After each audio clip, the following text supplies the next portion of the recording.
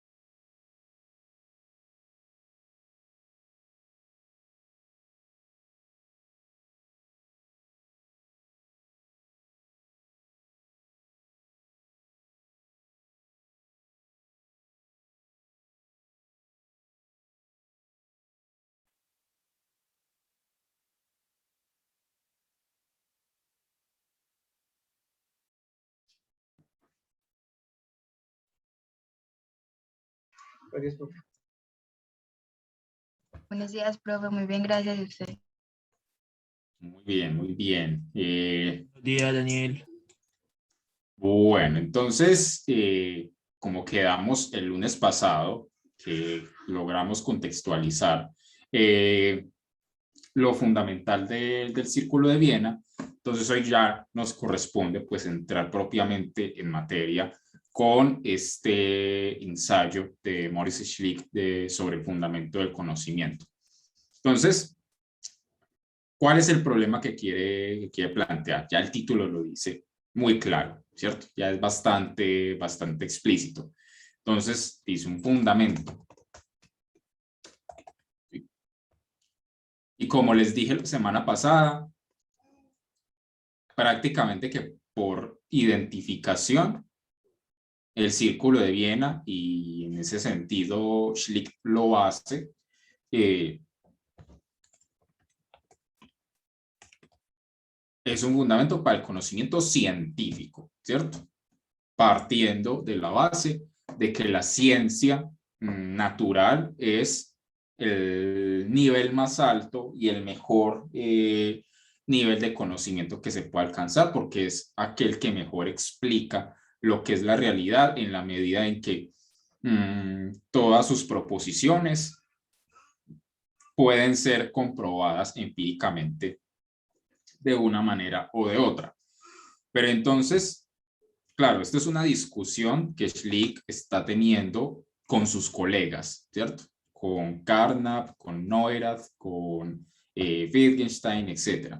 Pero en especial con Carnap y Neurath, quienes, digamos, al tratar de responder la pregunta, bueno, ¿cuál sería el fundamento del conocimiento científico? ¿Sí? En el sentido de qué sería aquello que nos garantiza que todas las proposiciones que surjan en el contexto de la ciencia pueden llegar a arrojar verdad, pueden llegar a arrojar conocimiento sobre la naturaleza. Y Carnap y Neurath acuñan el concepto de enunciado protocolar, ¿cierto? Y digamos que esto es un concepto bastante específico. Sería, digamos, con lo primero que inicia la labor científica, ¿cierto? ¿En qué sentido? Buenos días, Jimmy. ¿En qué sentido? En que son las primeras proposiciones que dan cuenta de las observaciones inmediatas que un científico hace a la hora de hacer una investigación, ¿sí? Si ustedes leyeron con atención, se van a dar cuenta que Schlick le ve un problema a ese concepto de enunciado protocolar, pero por ahora entendamos bien en qué consiste para saber cuál es el problema que le ve Schlick, ¿cierto? Entonces, básicamente, ¿cómo se definiría ese enunciado protocolar? Protocolar porque sería por protocolo lo primero con que se inicia una investigación científica. Dar cuenta de una serie de observaciones, ¿sí? Dar cuenta de una serie de observaciones, comunicarlas a través de enunciados y a partir de esas observaciones que uno comunica a través de proposiciones, pues empezar a plantear posibles hipótesis, qué experimento habría que hacer para demostrar su verdad o su falsedad, etcétera, ¿sí? El enunciado protocolar sería el primer paso para posteriormente llegar, ¿sí? Como objetivo final a lo que sería ya un enunciado propiamente científico, que sería pues una cosa como la ley de la gravedad, la ley de la inercia, cosas así por el estilo, ¿sí? El enunciado protocolar es el primer paso y la meta es el enunciado ya propiamente científico o la ley de la naturaleza, en tanto, digamos, comprobación de una hipótesis. Entonces, Schlick define el enunciado protocolar de la siguiente manera.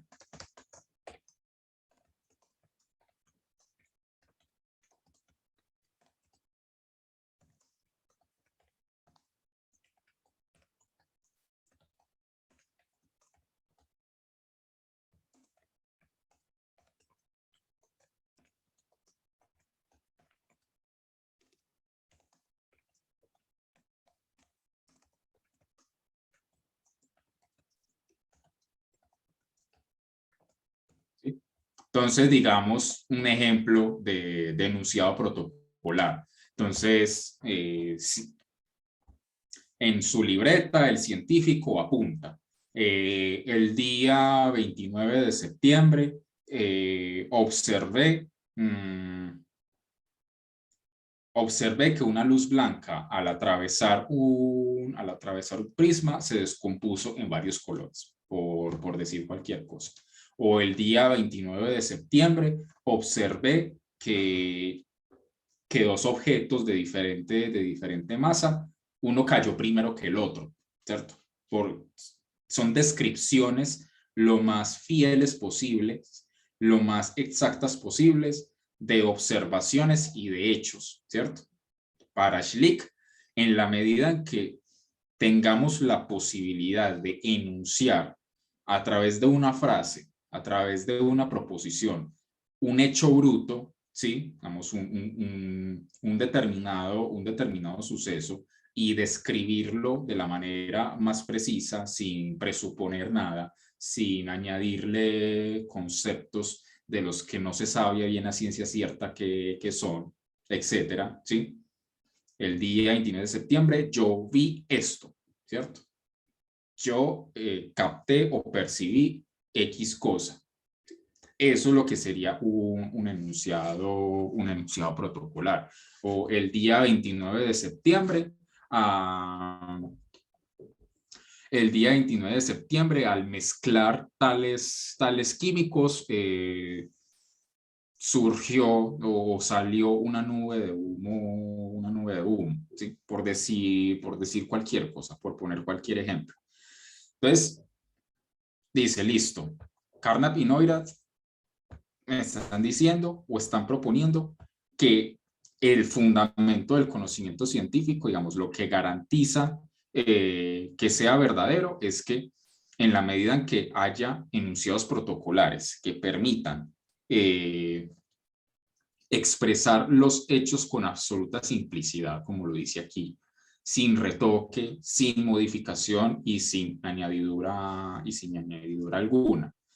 Entonces, dice, listo, bueno, tenemos esos enunciados que en la medida de lo posible tratan de describir hechos objetivos de la manera más objetiva, posible. Porque, digamos, si de lo que se trata justamente es de comprobar hechos, ¿sí?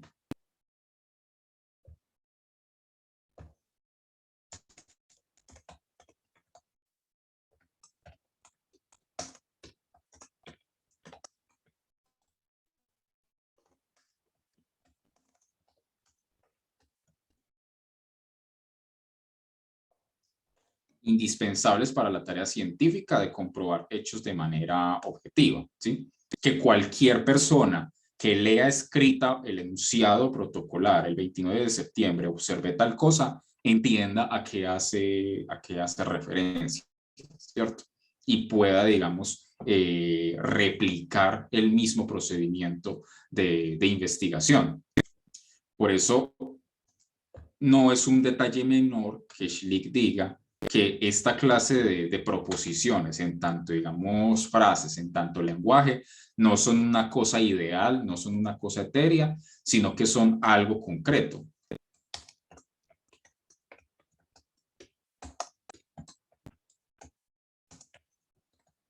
¿Sí? Una oración hablada, escrita o impresa, ¿sí? De la cual cualquier persona puede interpretar que dice lo mismo, puede darse cuenta de que refiere al mismo fenómeno y puede, digamos, seguir los pasos de la investigación científica a través de esos enunciados protocolares, ¿sí? Y entonces va a ser la siguiente pregunta, listo. Suponiendo que esa clase de enunciados sean efectivamente el fundamento del conocimiento científico, va a justificar posteriormente por qué no, pero suponiendo que así lo sean,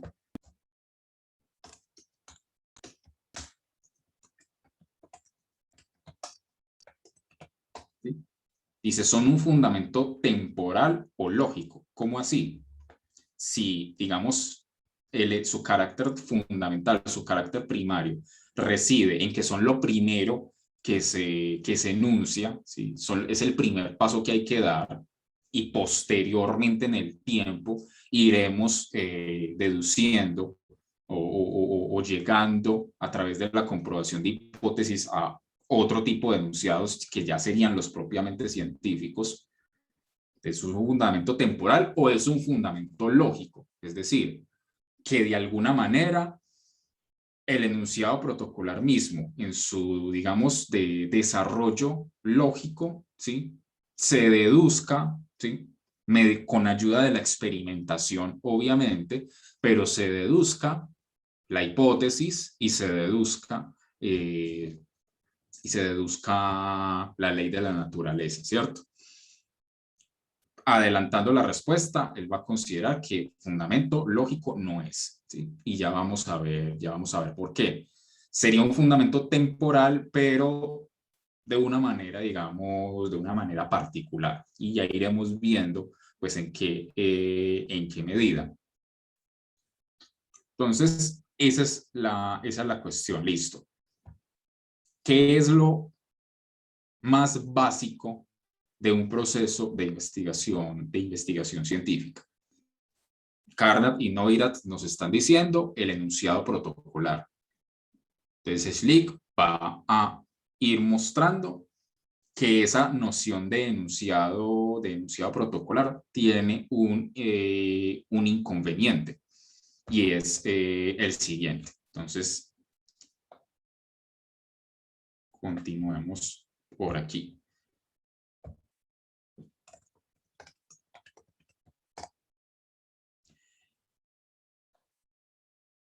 Entonces dice, listo, enunciado protocolar.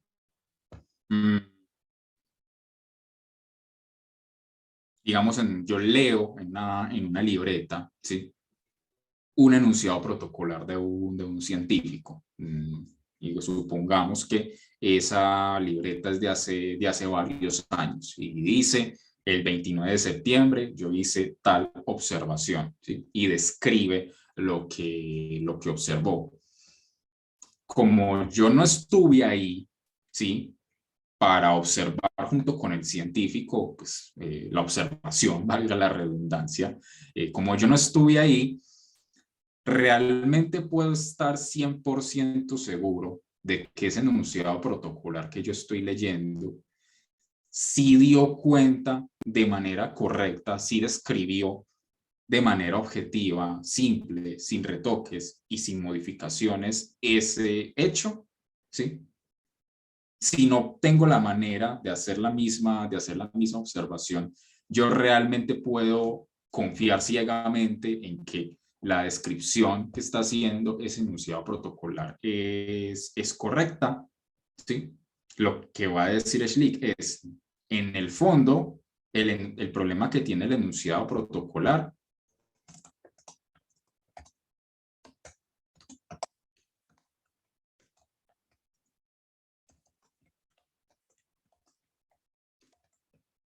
claro, yo como sé que el científico no se equivocó describiendo lo que observó, ¿sí? Por ejemplo, digamos, un ejemplo histórico de la ciencia. Si lo que observo, si el enunciado protocolar dice, yo veo que el Sol se mueve, ¿sí? Si lo veo a simple vista, suponiendo pues la inexistencia de los telescopios y lo que sabemos ahora sobre que la Tierra gira alrededor del Sol, etc. Y un científico de la época hace esa observación. El Sol se mueve, sale, se oculta, ¿cierto? Él podrá estar muy convencido de que está describiendo correctamente su observación, ¿sí? Pero eventualmente, con el avance investigativo, nos daremos cuenta de que esa manera de describir una observación en el fondo era incorrecta, ¿sí? Por muy simple que pueda parecer el enunciado, por muy seguros que yo pueda estar de que realmente estoy describiendo correctamente mi observación, ¿sí? Por muy seguro que yo pueda estar, si no tengo en ese momento la observación misma, la percepción que me corrobore lo que dice el enunciado protocolar, yo no sé a ciencia cierta si el científico realmente describió de manera correcta su observación, ¿cierto? Otro ejemplo que podríamos poner. Veo un objeto en forma de arco compuesto por 7 colores. Un objeto.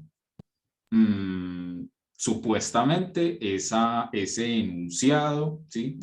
Veo un objeto en forma de arco que tiene 7 colores, dividido en siete colores, y yo puedo estar muy seguro de que efectivamente esa es la descripción correcta de mi observación, ¿sí? Pero conforme avanza la investigación, nos daremos cuenta de que ese objeto en realidad no es un objeto, sino que es una ilusión óptica producida por la luz refractando en las gotas de agua, ¿sí? O sea que técnicamente no sería un objeto, sino un conjunto de muchos objetos muy, muy pequeños, ¿sí? O sea, lo que dice Schlick es, a ver, la manera como se ha tratado hasta ahora el problema de los enunciados protocolares es problemática porque suponen de entrada que dan cuenta de manera correcta de un hecho empírico. Y como sabemos, ¿sí? O sea, si yo leo la frase escrita y no estoy observando en este momento un arcoíris, sino que yo veo la frase escrita y yo no sé de la luz refractando en las gotas de agua, yo cómo puedo confiar en que lo que me está describiendo el científico sí es la descripción correcta, objetiva, simple de ese hecho, ¿cierto? Entonces, una proposición, por más que diga que trata sobre un hecho o una observación, si no tengo la misma observación, si no estoy en este momento viendo con mis propios ojos, sino que simplemente estoy leyendo el enunciado, yo no puedo estar absolutamente seguro. Yo como sé que no se trata de un error en la descripción, ¿cierto? Ese es el problema que le ve Schlick a los enunciados protocolares. Eso no sería de una forma u otra metafísica. ¿En qué sentido? Desarrolla más esa pregunta, me interesa, me gusta.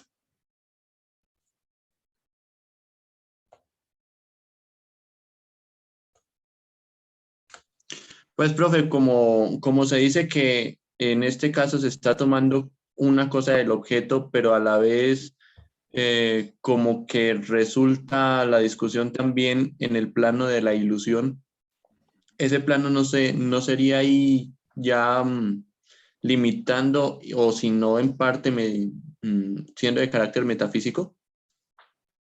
En este caso no, porque digamos la proposición que yo estoy leyendo como un enunciado protocolar, pues sé bien a qué hace referencia, ¿cierto? Digamos, qué objetos está señalando.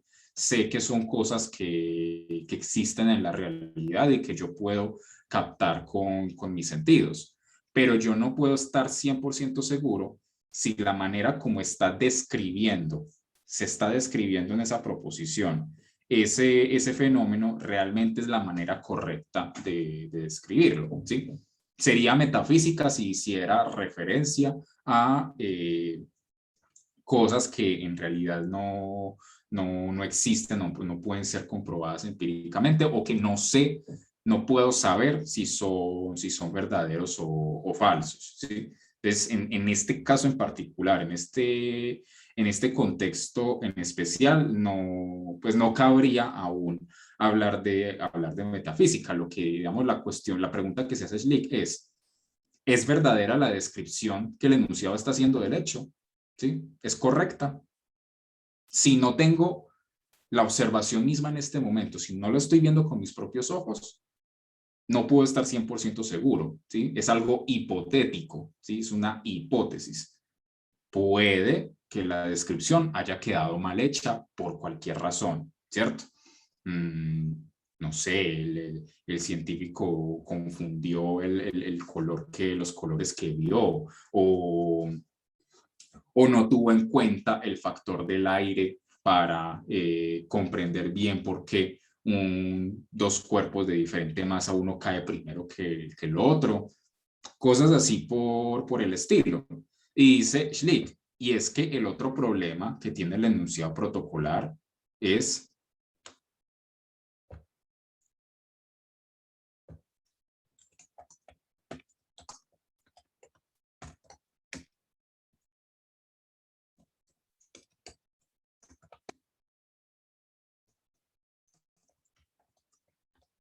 ¿sí?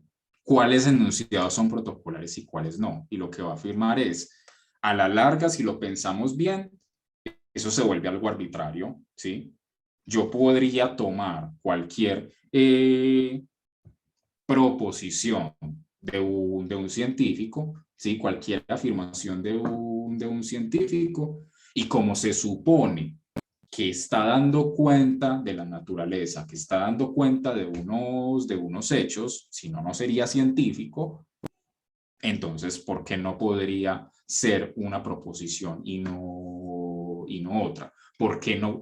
Yo cómo sé que el enunciado protocolar es, que el enunciado protocolar es, veo que la luz refracta el prisma y se descompone en varios colores. ¿Cómo sé que esa misma proposición no es en realidad una proposición ya propiamente científica? ¿Sí? Yo eso realmente como lo sé. Y como, digamos, no es claro, según Schlick, Carnap y Neurath no tienen claro aún o no han definido un criterio para saber dentro de la ciencia cuáles enunciados son protocolares y cuáles no, cuáles serían, digamos, continuaciones de la investigación. Entonces, digamos que presentar el enunciado protocolar como el fundamento inconmovible del conocimiento científico, pues sería problemático porque hay preguntas que no se han respondido, hay cuestiones para las cuales no, que son difíciles de responder si asumimos que el enunciado protocolar, digamos, escrito o dicho, ¿sí? Escrito en una libreta o dicho por la persona, sin que necesariamente estemos observando en este momento el hecho que está describiendo la proposición. Bueno, y cómo sabemos que efectivamente es correcto. Y si, digamos, ya hay un motivo razonable para dudar de la veracidad de un enunciado protocolar, y aquí, digamos, Schlick saca su vena cartesiana, pues entonces no podemos ponerlo como un fundamento indudable e incontrovertible, ¿sí? Entonces, visto así, parece que ni siquiera los enunciados protocolares dejan de ser hipótesis, pues puede suceder que el investigador haya descrito mal el hecho en su enunciado e induzca a error al receptor, a quien lo lee o a quien lo escucha. Así, el enunciado protocolar es susceptible de corrección, eliminando ciertos datos o cambiando unos por otros o describiendo la observación de otra manera. Entonces, si se puede tender ese manto de duda sobre el enunciado protocolar, entonces no pueden constituir un fundamento indudable del conocimiento. Entonces, dice Schlick, listo, ¿cómo resolvemos este problema? ¿Cómo resolvemos esta cuestión? Bueno, de lo que se trata, en últimas,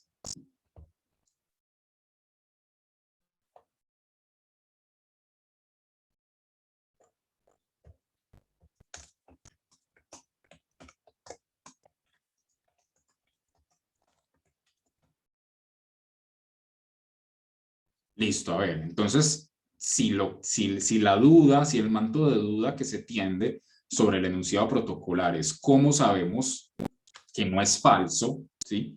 ¿Cómo sabemos que no está errada su descripción de los hechos? Es que lo que pasa es que el fin, el objetivo primordial de la labor científica es dar con una descripción verdadera de la realidad. O sea que en el fondo, el problema de este fundamento del conocimiento radica pues en el concepto de verdad. ¿Cómo sabemos que algo es verdadero? Entonces, el objetivo es hacer ciencia como una descripción verdadera de los hechos. Así, el problema del fundamento parece ser o parece eventualmente remitirnos al problema del criterio de verdad. Si el enunciado protocolar es tan hipotético como cualquier otro, parece entonces que no se trata de encontrar enunciados básicos e indudables, sino que los enunciados no se contradigan entre sí o que tengan coherencia mutua. Digamos, aquí está como resumiendo la reflexión sobre todo de Otto Neurath. Neurath fue, digamos, se destacó dentro del Círculo de Viena por defender una concepción de la verdad como coherencia entre las diferentes proposiciones, es decir, que no se contradigan entre sí. Entonces, así es, listo. Pensemos en esa posibilidad. ¿Será que de pronto la verdad es la coherencia lógica entre las proposiciones, que no se contradigan mutuamente?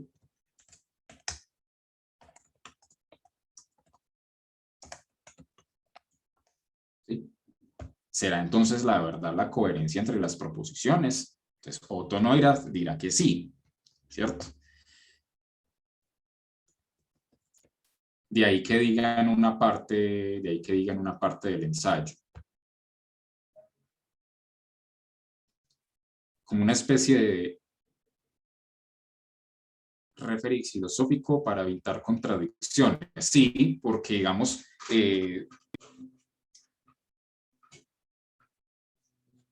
si en un conjunto de enunciados, ¿sí? Veo que dos enunciados que refieren a lo mismo se contradicen, entonces, por poner un ejemplo muy sencillo, si en un sistema de enunciados hay uno que dice este lapicero es verde y otro enunciado que dice este lapicero no es verde, pues claramente hay un problema en todo el sistema de enunciados porque derivaron dos proposiciones totalmente contrarias una de la otra. En ese sentido, pues cabría decir que es falso, cabría decir que no es verdadero. Entonces, ¿cuál sería el problema filosófico que plantea aquí? Lo dice en este fragmento. Lo voy a escribir tal cual.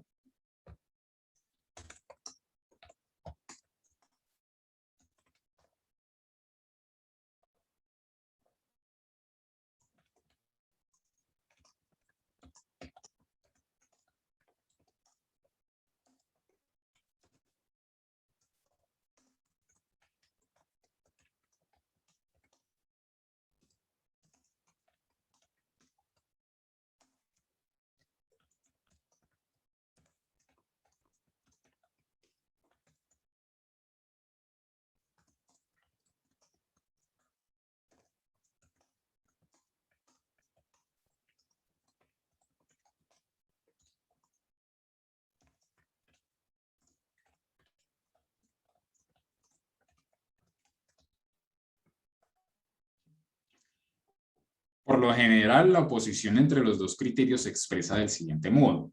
Según la opinión tradicional, la verdad de un enunciado consiste en su concordancia con los hechos, mientras que según la otra, o sea, la teoría de la coherencia, consiste en su concordancia con el sistema de los demás enunciados. Entonces, ¿qué quiere decir en este contexto coherencia? Que entre las proposiciones del sistema no haya contradicciones, ¿sí? Pero bueno, y dice, históricamente se ha considerado que la identidad entre verdad y coherencia se da solo en enunciados que dan cuenta de verdades formales o verdades, digamos, basadas en el principio de identidad, como los de la lógica o los de las matemáticas, ¿cierto? Principio de no contradicción o una cosa es igual a sí misma, o no puede ser y no ser al mismo tiempo y en el mismo sentido, ¿cierto? Digamos que dentro de lo que es la lógica y las matemáticas, se puede considerar que la coherencia, que no haya proposiciones contradictorias, sí puede ser un criterio que sostenga la verdad. Pero ¿qué pasa con las proposiciones acerca de hechos, ¿sí? De hechos del mundo exterior? Entonces, Schlick ve el siguiente problema. A ver, él ve varios problemas en esa teoría de la coherencia.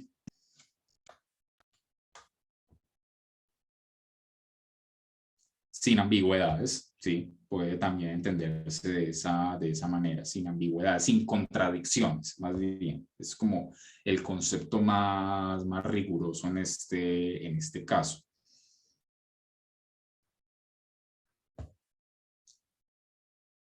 ¿Con qué clase de proposiciones o con qué clase de enunciados debe ser coherente una determinada proposición para que sea verdadera? ¿Sí? Ese es, digamos, el primer problema que le ve. Entonces,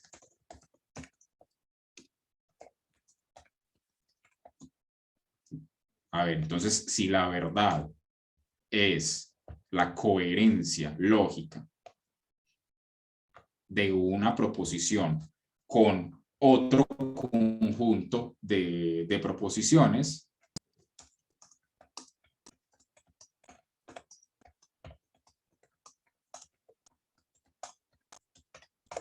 ¿sí?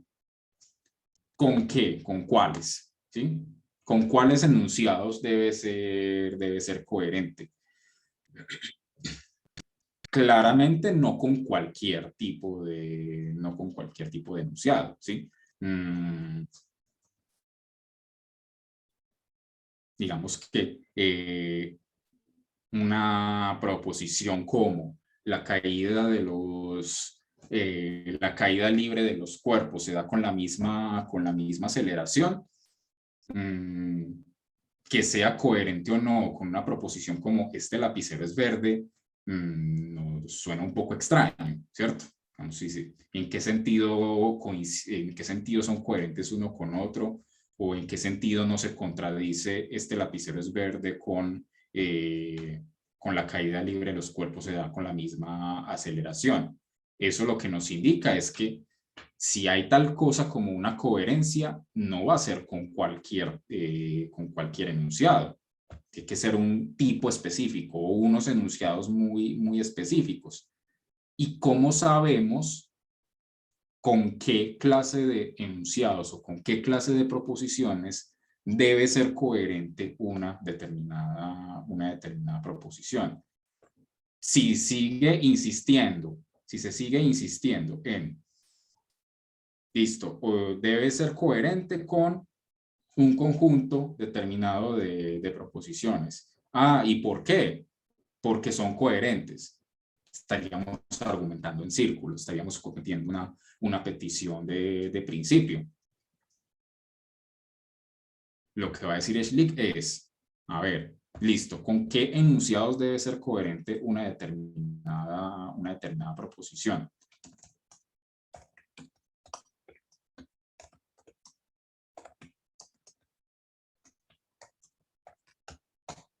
¿Sí? Con enunciados que expresan hechos de observación inmediata. Y esta observación inmediata va a ser muy importante para lo que sigue. Pero ¿con qué clase de enunciados que expresan hechos de observación inmediata?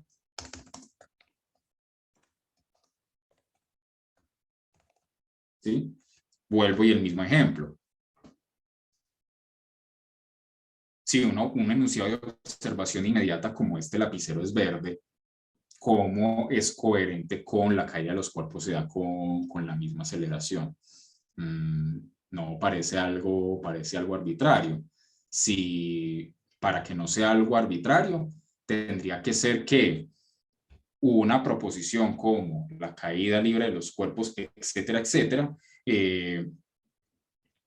pues se diera, por ejemplo, con otro enunciado de observación inmediata de tipo, bueno, estoy observando que al soltar el lapicero este cae, o estoy observando que los dos objetos, si los suelto, caen más o menos al mismo tiempo, ¿sí? Eso ya es un poco más coherente, pero ¿cómo sé que lo que es coherente con la caída libre de los cuerpos es este hecho de observación, este enunciado de observación inmediata y no este lapicero es verde? Hay algo que me lo señala, hay algo que me lo dice. Para saber cuáles son las proposiciones que hay que elegir, ¿sí? que no de manera arbitraria, ¿sí? sino que se imponen, ¿sí? necesariamente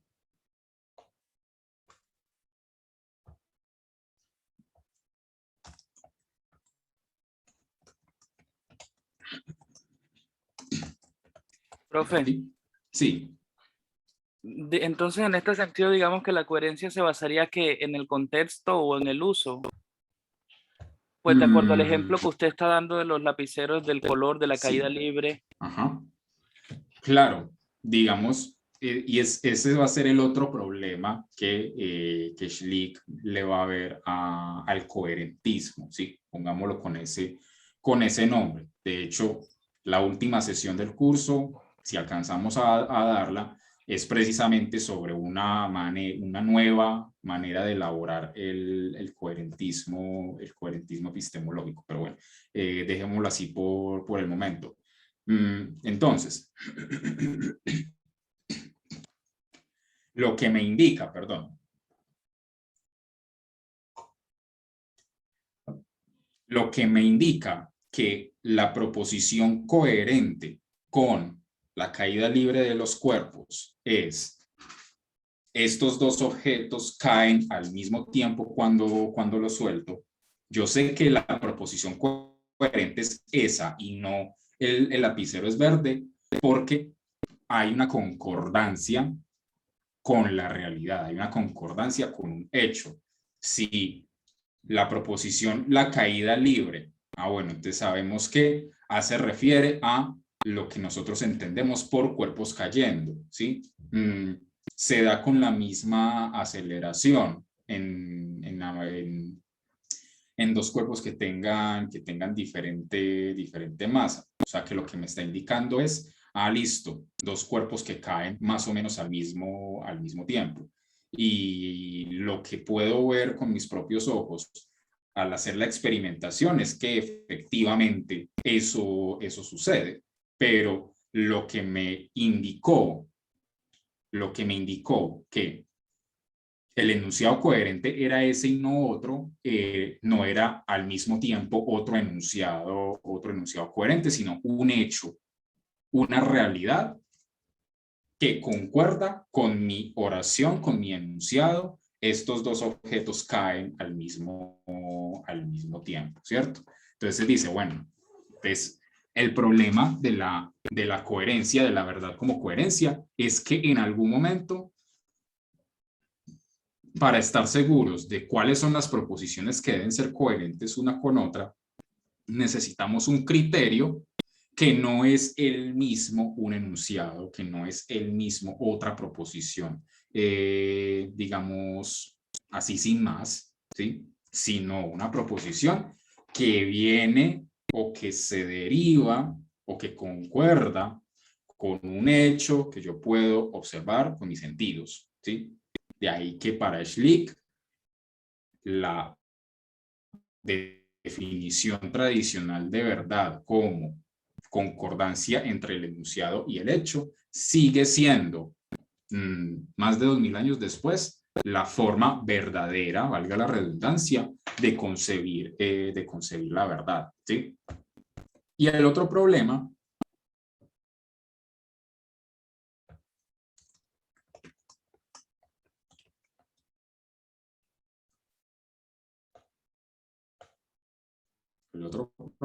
que le ve Schlick la coherencia entre proposiciones.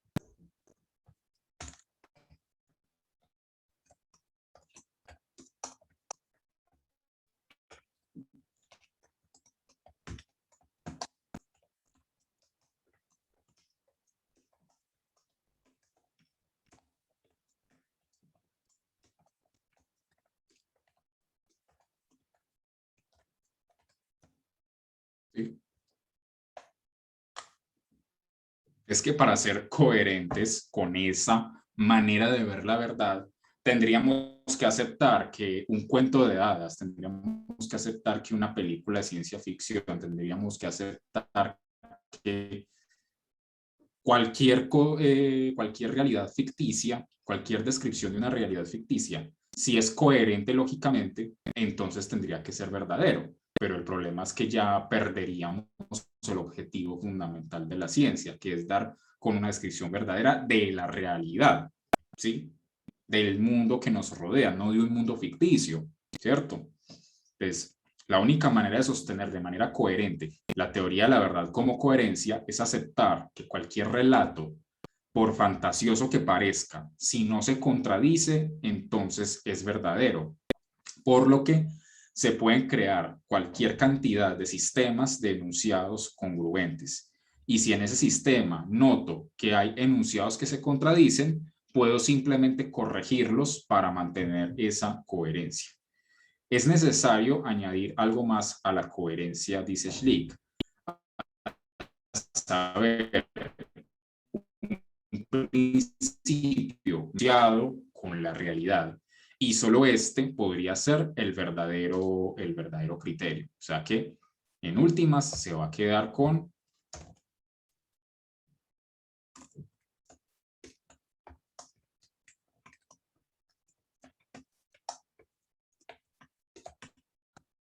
el concepto tradicional de verdad, como la coincidencia entre un enunciado y un hecho, ¿cierto? Digamos que el Círculo de Viena, de una manera u otra, fue la que sentó las bases de lo que es la concepción tradicional del método científico, ¿sí? Observación, hipótesis, experimentación, confirmación, teoría, ¿sí? Que eso es como la manera tradicional y esquemática en que se presenta el método científico, y pues tiene su parte de responsabilidad el Círculo de Viena y sobre todo, digamos, los trabajos de Schlick, ¿sí?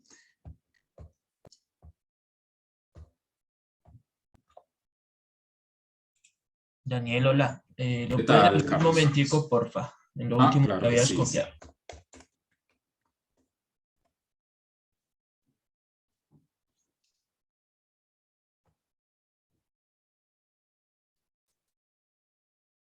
Entonces, para Schlick, a ver, la cuestión es, dice, tiene que haber enunciados que se impongan, que no pueda cambiar arbitrariamente, a los cuales el resto que se deduzcan o el resto que se deriven se tienen que adaptar o tienen que ser coherentes, ¿sí? O sea, él acepta que sí, efectivamente tiene que haber una coherencia lógica, pero no es una coherencia lógica de solamente los enunciados, solamente las proposiciones. Tiene que haber unos enunciados o unas proposiciones que finalmente hagan referencia no a otras frases, no a otras oraciones, sino a hechos, ¿sí? Y serían esas proposiciones que hacen referencia a hechos aquellas con las que las demás tienen que ser coherentes, tienen que mantener esa coherencia lógica para ir construyendo un conocimiento científico, ¿sí? Es como la idea básica. Entonces, lo que dice Schlick es lo siguiente, bueno, ya vimos con la noción de enunciado protocolar que su problema básico es que siempre puede ser corregido, ¿sí? O siempre existe la posibilidad de que en el enunciado protocolar haya algún error, haya alguna equivocación. Es decir, se pueden modificar, se pueden alterar. Entonces, la pregunta es, bueno, y entonces todos los enunciados, todas las proposiciones se pueden modificar, se pueden alterar, o hay proposiciones inalterables.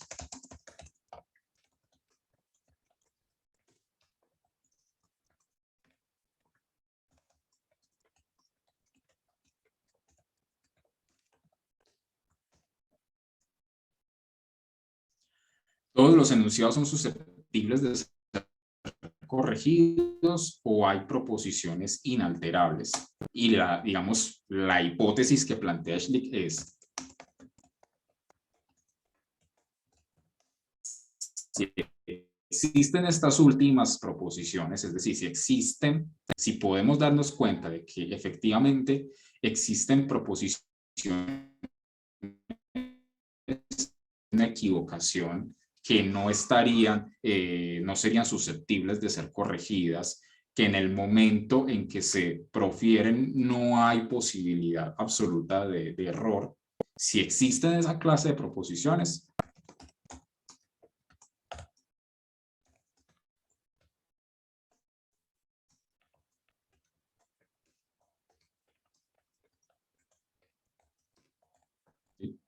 estaríamos ante el fundamento del conocimiento que se ha estado buscando. ¿Ya puedo borrar aquí arribita?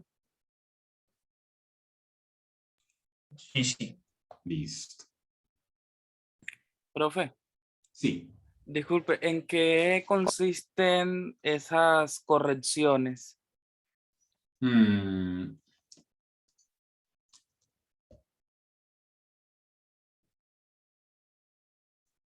No, simplemente corregir determinados datos, determinadas descripciones que pudieron ser equivocadas. Entonces, no sé, el científico describió que vio un objeto de color amarillo, pero mentiras que era de color naranjado, por poner cualquier ejemplo. Entonces hay que hacer un cambio en la descripción de ese hecho o de ese se mueve, pero resulta que en realidad lo que se mueve es el planeta Tierra, por decir, por poner un ejemplo, ¿sí? Son correcciones acerca de maneras como el científico describió algo que observó, pero que por diferentes razones puede haber algún error, ¿sí? Vio mal un color, midió mal, estaba viendo en realidad una ilusión óptica, creyó estar utilizando un material y en realidad está utilizando otro, qué sé yo, cosas así por el estilo. Ah, vale. Listo, entonces.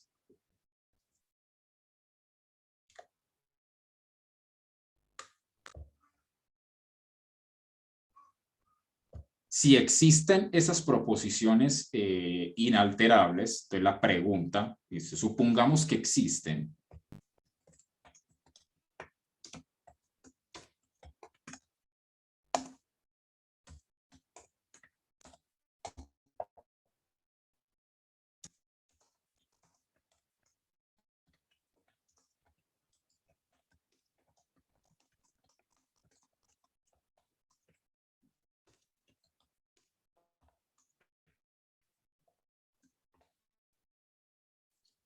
¿Qué características distinguirían a esas proposiciones inalterables con las que las demás deben ser coherentes? Entonces dice, vamos a evaluar primero una posibilidad, vamos a evaluar una respuesta que fue la que dio Neurath a esta pregunta, ¿sí?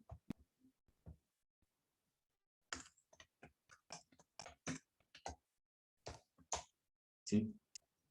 Te dice, primera posibilidad, estableciendo una suerte de principio de economía, que sería más o menos así, que las proposiciones inalterables o fundamentales serían aquellas que, si las afirmamos, si las sostenemos, implicarían el mínimo de modificaciones para garantizar que en el sistema de enunciados no haya ninguna contradicción, ¿cierto? Es decir, serían aquellas proposiciones que si las afirmamos, ¿sí?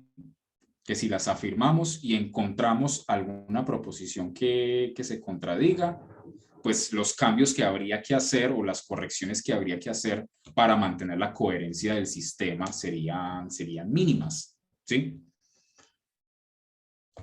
Con este criterio habría que aceptar la posibilidad de que enunciados considerados fundamentales o inalterables en un momento dado dejen de serlo a medida que avanza la ciencia y que otros enunciados nuevos se consideren ahora como los inalterables. Entonces, el problema que le ve Schlick a esta posibilidad es, a ver, si un enunciado, si una proposición es inalterable, pero bajo este principio de economía, puede que en el futuro, con el avance científico, haya que cambiarlo. Es decir, se pueden alterar, ¿sí? Y ya no serían tan fundamentales. Y además, como es un principio basado en el coherentismo, en presuponer que la verdad es la coherencia lógica entre todos los enunciados, pues ya sabemos que eso patina y que eso no es, ¿sí? Pero dice Schlick, a ver, si ya sabemos que el coherentismo está equivocado, valdría la pena preguntarse, bueno, ¿por qué hay pensadores pues, que no son precisamente gente ignorante como Neurath, que han sostenido esta afirmación, que han sostenido esa coherencia? Le dice, parte de un prejuicio que es normal en el conocimiento, ¿sí? En el conocimiento científico.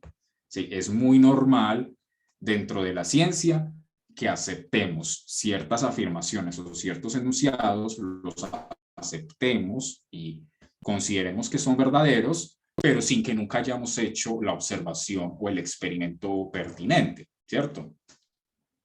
Entonces,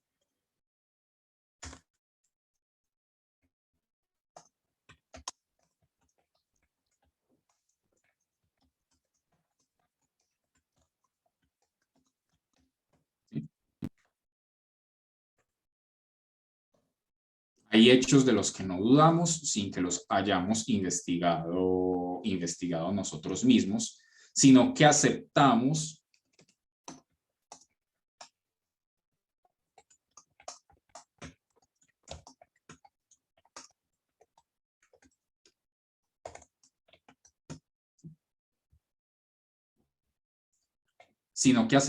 la manera como han sido enunciados por una determinada ciencia.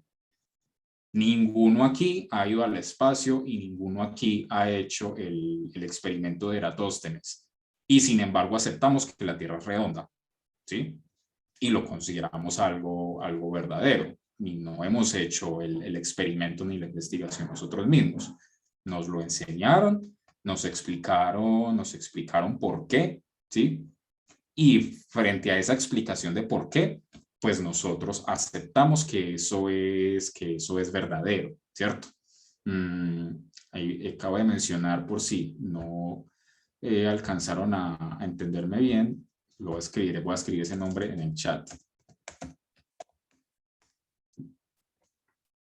Eratóstenes fue un pensador de la antigua Grecia que, digamos, fue el primero y quizás uno de los, el primero que hizo una medición de la circunferencia del planeta, ¿sí?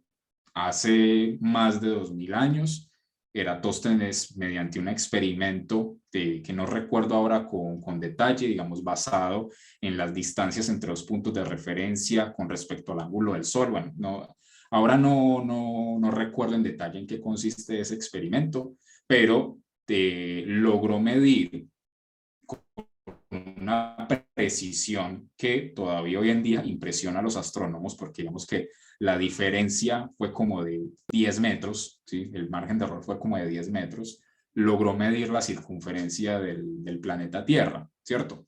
Y con ello, digamos, pues demostró que era redonda, ¿sí?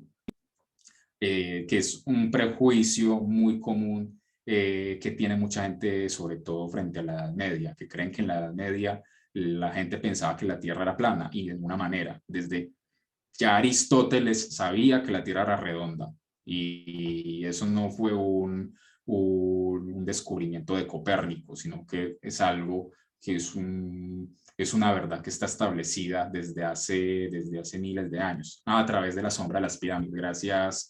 Gracias, Jimmy. Creo que sí, creo que fue con la sombra de las pirámides, pero ahora no estoy 100% seguro, pero sí sé que fue Eratóstenes, sí sé que fue, digamos, el primero que midió la circunferencia de la Tierra y que lo hizo con una precisión impresionante.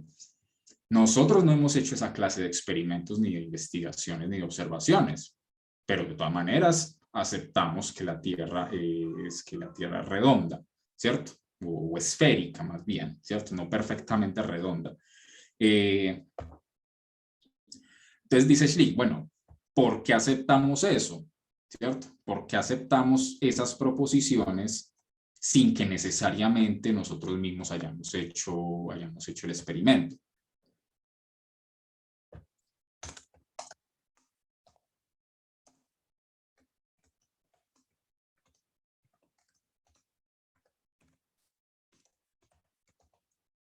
¿Sí? Dice, hay algo en esas afirmaciones que nos genera una suerte de confianza. Y esa confianza, dice Schlick,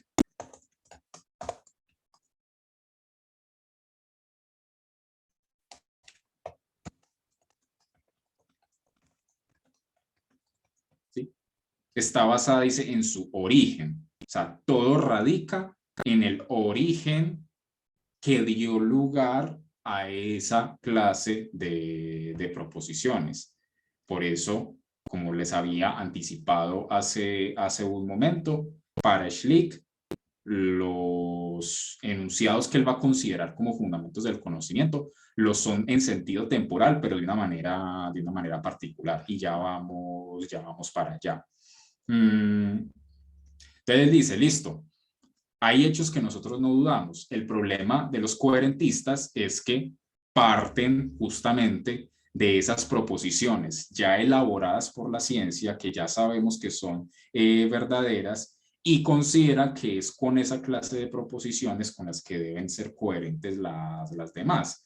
Pero es que estas proposiciones, ¿sí? Estos hechos de los que no dudamos, pero que no investigamos nosotros mismos, pues eso no surgió así de buenas a primeras, ¿cierto? Eso surgió de una determinada manera, a través de unas observaciones, a través de unos experimentos, a través de unas comprobaciones. Es decir, esto tiene un origen y es ese origen el que nos genera la confianza suficiente para que, a pesar de no haber hecho el experimento nosotros mismos, nosotros aceptemos que eso es verdadero, ¿cierto? Entonces dice Schlick. Entonces el otro problema de ese principio de economía es que si este fuese el único criterio decisivo, el fundamento sería cualquier proposición que tenga pretensión de validez. Pero ya para saber distinguir cuáles son las proposiciones que tienen pretensión de validez de aquellas que son sarcásticas, irónicas o engañosas, ya tenemos que tener un criterio previo, ¿cierto? Y para hacer esta distinción se requiere considerar el origen de los enunciados. Entonces dice, pues todo radica, todo apunta a que donde debemos observar es el origen de los enunciados inalterados, es decir, de dónde surgen, ¿sí? ¿Cuál es su acta de nacimiento? Podríamos decirlo con esa metáfora, ¿sí?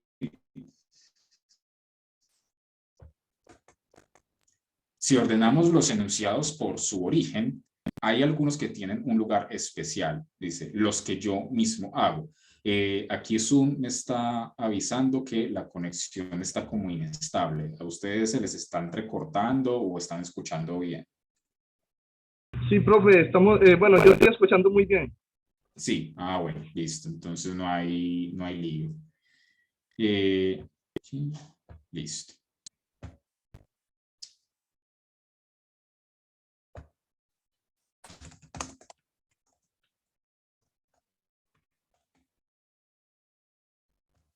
Dice, a ver, ¿qué pasa con las observaciones que yo mismo hago, las percepciones que yo mismo hago. Algunos pueden basarse en el pasado o en la memoria, lo que los hace susceptibles de errores, ¿sí? Yo puedo acordarme mal de algo. Por ende, dice, solo los enunciados que dan cuenta de percepciones presentes que se están dando de manera inmediata podrían llegar a ocupar ese lugar de enunciados inalterables. Entonces,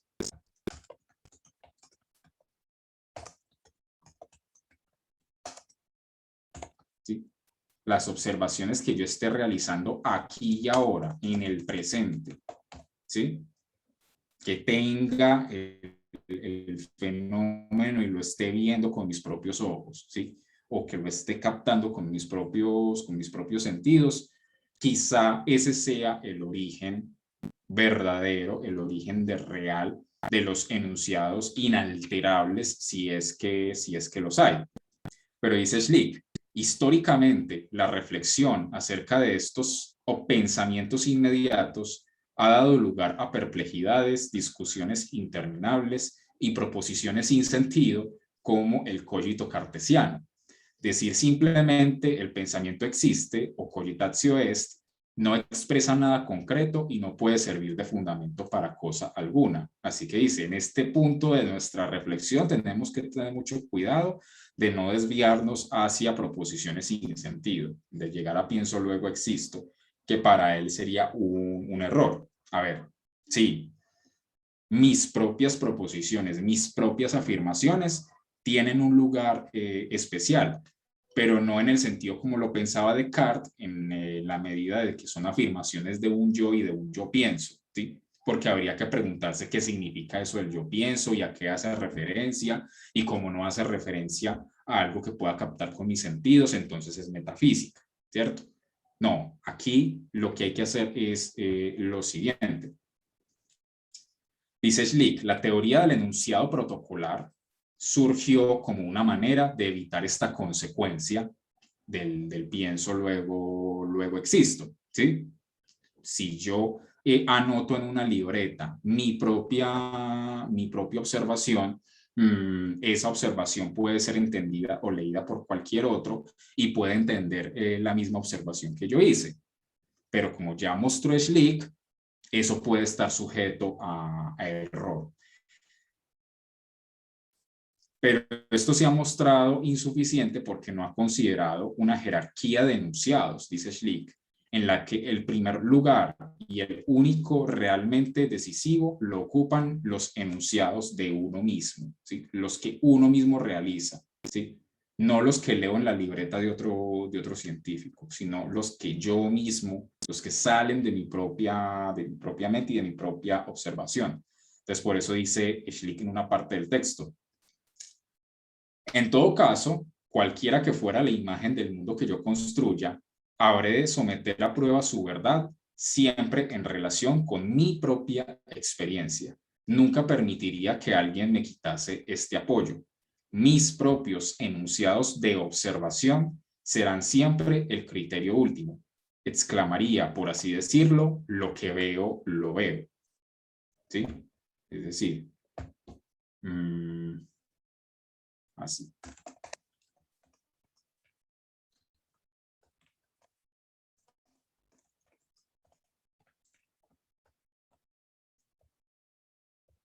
Es enunciados de observación presente e inmediata, o como él los ilustra.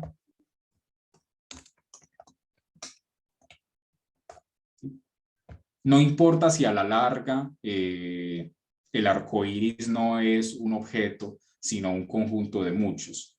No importa si a la larga es una ilusión óptica lo que estoy viendo. No importa si a la larga es una alucinación. Si lo estoy percibiendo, si lo estoy captando, no puede haber ninguna duda de que lo estoy captando, ¿sí? Aunque sea una alucinación o aunque sea una ilusión óptica. Lo estoy viendo, ¿sí? Y como lo estoy experimentando en este momento, aquí y ahora, eso, digamos, nadie me lo puede negar. Nadie me puede negar que estoy viendo en este momento un arco iris, si lo estoy viendo en este momento, si lo estoy experimentando en este momento, ¿sí? Así en últimas resulte siendo una ilusión óptica o una alucinación, no importa en este caso. Entonces lo que va a decir es mis propias observaciones presentes e inmediatas, ¿sí? Lo que él va a llamar después enunciados de observación, que para enunciado protocolar, él lo llama el enunciado de observación, que van a tener una característica muy curiosa y un poco paradójica que ya vamos a ver. Entonces dice, si existen enunciados inalterables, serían aquellos que expresan una observación inmediata que estoy realizando aquí y ahora en el presente. Entonces, la pregunta es, bueno, ¿y en qué medida? Listo, ya sabemos que nadie puede poner en tela de juicio que yo estoy teniendo una determinada percepción o que yo estoy teniendo una determinada observación. Pero entonces, ¿en qué medida?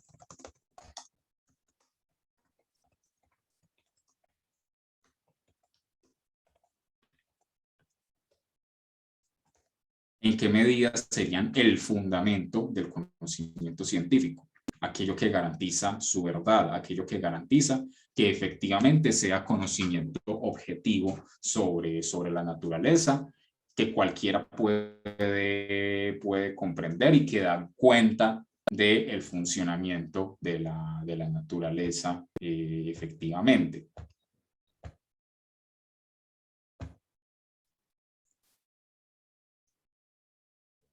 Dice Schlick, si yo anoto en una libreta unas observaciones y de ellas establezco unas hipótesis, ¿sí? Entonces dice, a ver, yo hago una observación, ¿sí? Estoy percibiendo algo. Entonces, por ejemplo, observación, estos dos objetos caen más o menos al mismo tiempo, ¿sí? Entonces pregunta, bueno, ¿por qué los dos objetos, a pesar de que cada uno tiene un distinto peso, no cae uno primero que el otro, sino que caen al mismo tiempo, ¿sí? Entonces dice, claro, la respuesta a esa pregunta sería una hipótesis, ¿sí? Porque la caída de los cuerpos no radica en el peso de cada uno, sino que radica en la fuerza gravitatoria que se imprime por igual a todos los cuerpos y hace que caigan con la misma aceleración, ¿sí? Solo que en el texto de Schlick llama una generalización experimental, ¿cierto? Una hipótesis. Explico un hecho concreto, ¿sí? Con una hipótesis. Listo, la gravedad hace que todos los cuerpos caigan igual, ¿sí? ¿Y por qué es una generalización experimental?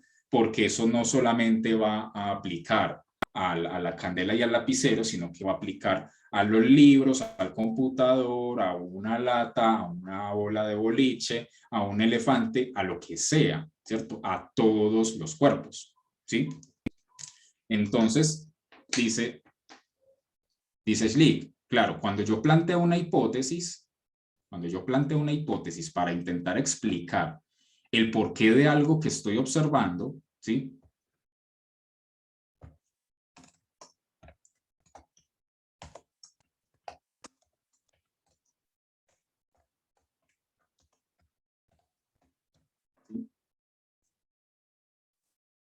Radica en otras observaciones similares, es decir, de esa hipótesis van a surgir otros enunciados. Listo. Si la gravedad hace que dos cuerpos de diferente masa caigan al mismo tiempo, o mejor dicho, lo voy a escribir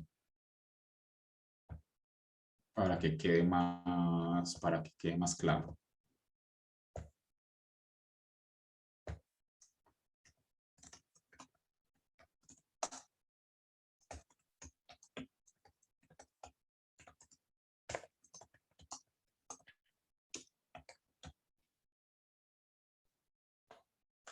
Si la gravedad atrae con la misma aceleración a todos los cuerpos, hipótesis,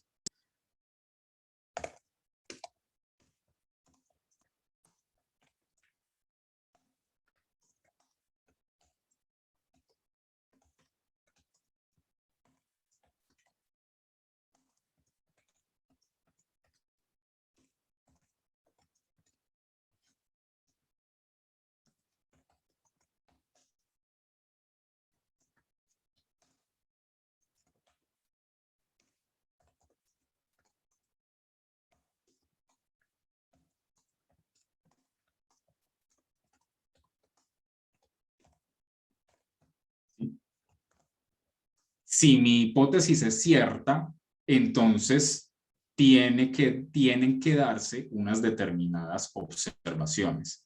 Si es correcto, si efectivamente la hipótesis de que la gravedad atrae con la misma aceleración a todos los cuerpos es correcta, entonces experimento. Vamos a coger dos cuerpos cualesquiera y lo vamos a hacer varias veces, vamos a hacer varios experimentos, y si notamos que siempre caen al mismo tiempo, es porque efectivamente la gravedad atrae con la misma aceleración a todos los cuerpos. Es decir, de la hipótesis se deriva observaciones, proposiciones de observación que yo debo hacer. Es decir, si mi hipótesis es correcta, lo que yo debería observar es esto, ¿sí? Y si a la hora de hacer la observación vemos que efectivamente se da, ¿sí? Vemos que efectivamente una pluma y una bola de bolos caen al mismo tiempo en un ambiente sin aire, como hicieron un experimento del cual pueden buscar en YouTube, ¿sí? Crearon una cámara anabólica, es decir, sin aire, y con ayuda, digamos, de unos robots, dejaron caer literalmente una pluma y una bola de bolos, y efectivamente se ve cómo los dos objetos caen exactamente al mismo tiempo, a pesar de que claramente nosotros hemos visto que una pluma, si soltamos una pluma en el aire, con aire, el aire se va a encargar de obstaculizar la caída de esa pluma y va a hacer que caiga mucho más despacio, ¿cierto? Pero es porque está ese obstáculo, ¿sí? Si no estuviera ese obstáculo, si no estuviera el aire, tendría que caer en línea recta, ¿sí? No haciendo así, sino en línea recta y con la misma aceleración con la que caería una bola de boliche o cualquier otra cosa, ¿cierto? Entonces, si esos otros enunciados expresan lo mismo que posteriores enunciados de observación, se considera que la hipótesis ha sido confirmada. Entonces, otras observaciones similares.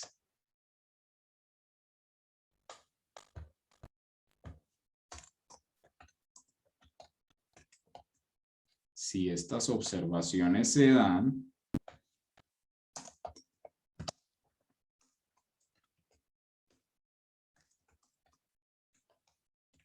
¿sí? Por eso, digamos que el criterio fundamental de la ciencia para el Círculo de Viena es justamente la verificación, la corroboración, ¿sí?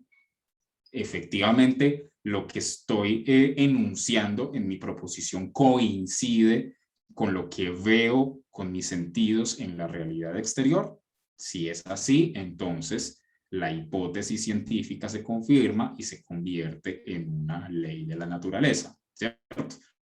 Que la gravedad atrae una aceleración de 9.8 metros sobre segundo al cuadrado a cualquier cuerpo que esté en el planeta Tierra, si no está el aire o ningún otro obstáculo que impida su caída, ¿cierto?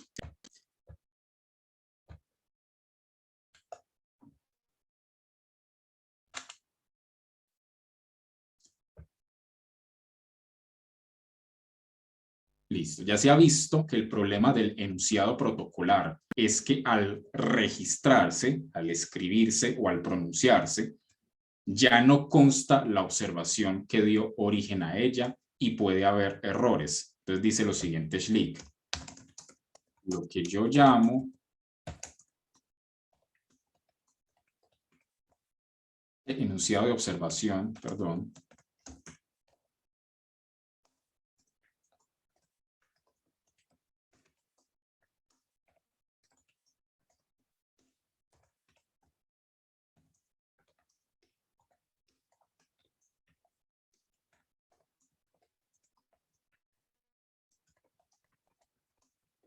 Y esta es, digamos, la afirmación extraña y un poco paradójica a la que llega Schlick. Sí, si el científico anota en la libreta la proposición acerca de lo que observó y yo la leo, pero no estoy haciendo el experimento ni estoy haciendo la observación, yo no puedo estar 100% seguro de que la forma como describió el hecho es correcta. Si yo observo o hago el experimento y veo o capto un determinado suceso o un determinado hecho, eso es algo indudable, ¿cierto? Eso es algo incontrovertible. Pero yo estoy viendo que los dos cuerpos caen con la misma aceleración, ¿sí? En el momento en que la observación ha terminado y yo he proferido el enunciado o lo he escrito, como ya la observación o ya el fenómeno dejó de darse, lo que lo hacía, digamos, absolutamente verdadero, el hecho de que lo estaba viendo, de que lo estaba observando, ya no está, ¿sí? Y ya debo confiar solamente en la frase como frase proferida o escrita, pero como ya vimos, la sola frase proferida o escrita sin la observación no es algo indudable, sino que puede estar sujeto a error, entonces dice, en cierto sentido, ese enunciado de observación, que él va a considerar que es el enunciado inalterable, dice, es imposible escribirlo siquiera, ¿sí? Porque en el momento en que lo digo o lo escribo y la observación ya se acabó, ya dejó de ser algo indudable, ¿sí? Ya dejó de ser algo absolutamente verdadero. Es decir, la verdad absoluta dura lo que dura mi observación. Esa sería como la conclusión que da Schlick. Y por esa razón, dice Schlick, esos enunciados de observación no pueden constituir ningún fundamento lógico, porque ¿con qué otras proposiciones escritas va a coincidir o cómo voy a derivar lógicamente de ahí otras proposiciones si la frase en tanto frase no es lo que garantiza la verdad, sino que la impresión, diría Hume, ¿sí? La percepción que estoy teniendo en el presente, aquí y ahora, ¿cierto? Por eso al final del texto, Schlick va a explicar que esos enunciados de observación lo que tienen de especial es que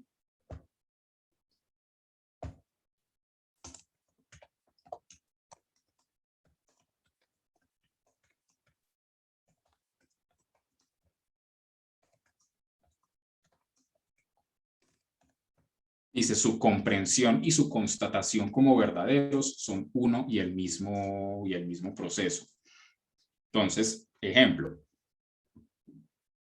si yo simplemente digo, dos cuerpos de diferente masa caen con la misma aceleración, esa sola frase, ¿sí? La verdad absoluta de esa sola frase no está garantizada, ¿sí? Pero si yo digo, aquí, en este momento, estos dos objetos acabamos de ver que caen al mismo tiempo, ¿sí? Es la observación y la constatación de la observación a través de lo que yo digo. Dice, aquí, es decir, lo que dice Schlick es, en algún momento tenemos que recurrir a enunciados que necesariamente, dice, tienen que señalar, ¿sí? En algún momento tenemos que recurrir al señalamiento, como vea lo que está sucediendo, ¿sí? véalo, se lo señalo, se lo apunto. Esto sucede así. Y solamente eso es lo que garantiza la verdad de un enunciado de observación. ¿Alguna pregunta? ¿Todo claro? ¿Angustias? ¿Enredos? Lo que sea.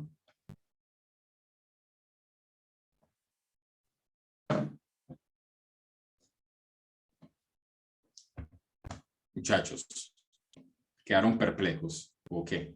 ¿O cómo es la cosa? Perdón, profe, ¿cómo es la pregunta? No, que si quedó todo claro, alguna duda. Sí, profe, pues a mi manera de ver, pues los planteamientos de Slick muy fundamentales, ¿no? Y muy claros, profe. Pues a mi manera, pues, de ver, no quedó, hasta el momento no tengo duda, profe, porque todo ha sido muy clara la explicación. Listo, Jimmy. ¿Quién más? ¿Algún otro? Claro que sí, claro que lo voy a subir al YouTube. Bueno, entonces, siendo así la cosa, la otra semana continuamos con la conferencia de Karl Popper, la ciencia, conjeturas y refutaciones. Y bueno, espero que les haya quedado lo más claro posible y nos vemos el lunes. Una feliz tarde para todos. Feliz tarde, profe, mi Dios le pague. Gracias, Daniel. Que estén muy bien. Gracias, profe Daniel. Gracias.